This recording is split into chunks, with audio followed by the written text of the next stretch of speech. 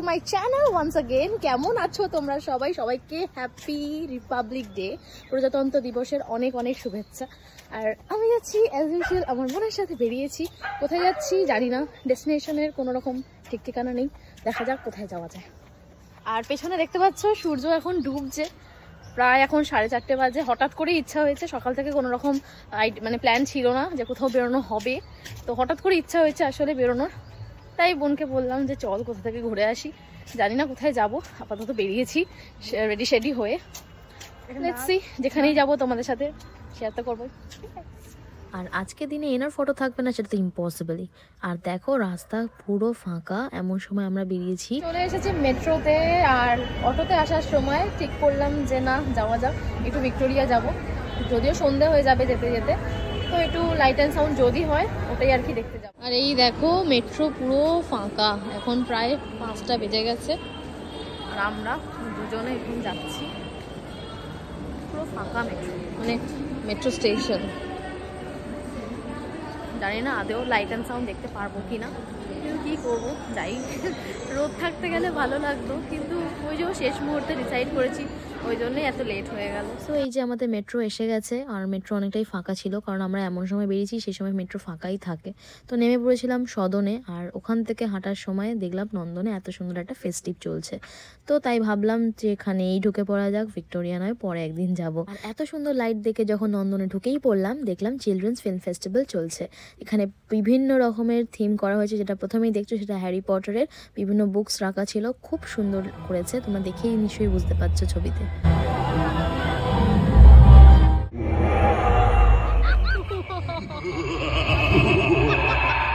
এত সুন্দর সুন্দর থিমের সাথে লাইটিংটাও কিন্তু চরম করেছে।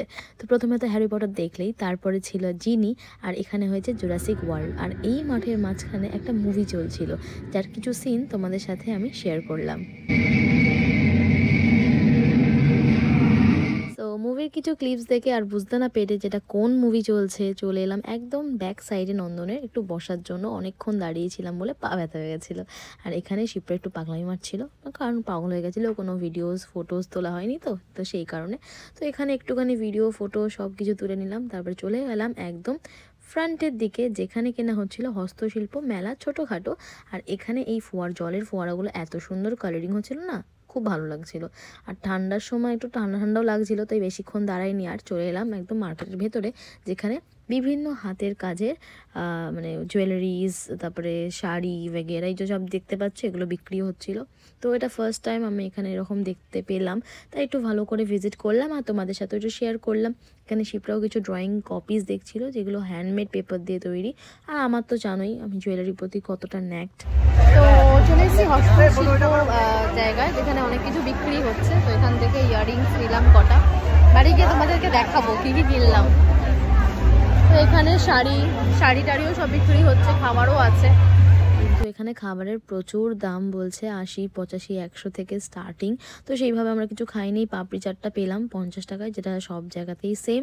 তাই এটা নিয়ে নিয়েছিলাম এক প্লেটই, দুজন মিলে খেলাম। আর তারপর একটু কফি, যেটা লাগে আর কি সন্ধ্যা, শীতের সন্ধ্যাতে। তো এই তো বেরিয়ে পড়ছি, এখন প্রায় 8:15 হয়ে গেছে, অনেকটাই লেট হয়ে গেছে। দারুণ লাগলো আজকে নন্দন ঘুরে। এখানে আসার প্ল্যান যদিও ছিল না, তোমরা সেটা জানোই, কিন্তু কি করব, মানে ভাগ্য যেখানে নিয়ে যাবে এটাই। তো ওদিকে যেতে যেতেই, মানে ভিক্টোরিয়ার দিকে যেতে যেতে এটা চোখে পড়লো, আর এখানে ফেস্টিভ্যাল হচ্ছে চিলড্রেন্সদের, তো সেই জন্য ঢুকে পড়েছিলাম, খুব ভালো লেগেছে। তো এখন যাচ্ছি বাড়ির দিকে। কেমন লাগলো?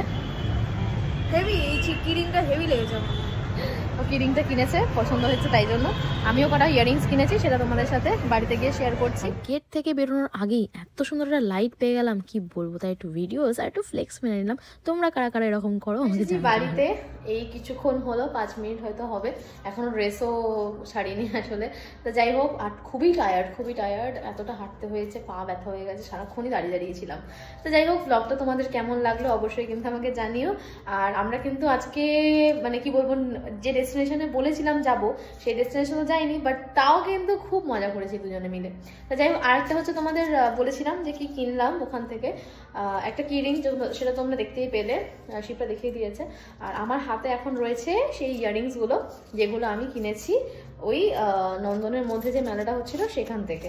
আর টুকটাক জিনিসপত্র একটু দাম টাম করেছিলাম, বাট অনেক কস্টলি। মানে শুধু খাবার, একটা ফিশ ফিঙ্গার না ফিশ ফ্রাই সামথিং, একটা বেগুন টেগুন মাছ টাছ দিয়ে সব করছে, সব 80, 85, 100, মানে এতটা কস্টলি। খাওয়া দাওয়া থেকে শাড়ি 1200, 1000 টাকা থেকে শাড়ি, মানে এরকম সব কস্টলি। আর ওখানে বেসিক্যালি কি বলতো, হ্যান্ডমেড জুয়েলারি সবাই বিক্রি করছে, আরও টুকিটাকি জিনিস রয়েছে। তো সেখান থেকে এইগুলো খুব পছন্দ হলো। আর আমার না এরকম ছোটোখাটো জিনিস বেশি ভালো লাগে। তো চলো তোমাদেরকে একবার শেয়ার করে নিই।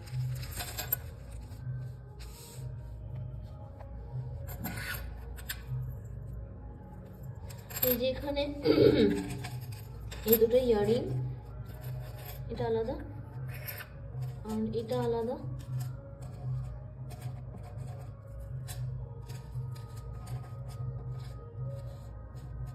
আর এটা হচ্ছে শিপ্রার, এটা হচ্ছে কি। তো এই তিনটে ইয়াররিং কিনেছি। এটা কয়েন, এটা এরকম একটা শেপ, ভালো লাগছিল, বেশ কিউট। আর এটা হচ্ছে কি, যেটা শিপ্রা পছন্দ করেছে। সো এই তিনটে ইয়াররিংয়ের মধ্যে তোমাদের কোনটা বেশি ভালো লেগেছে অবশ্যই আমাকে জানাতে পারো। তো দেখা হচ্ছে নেক্সট ব্লগে, ততক্ষণ তোমরা ভালো থেকো। আর আমার ব্লগটা ভালো লাগলে অবশ্যই কিন্তু একটা লাইক কমেন্ট করে যেও। টাটা।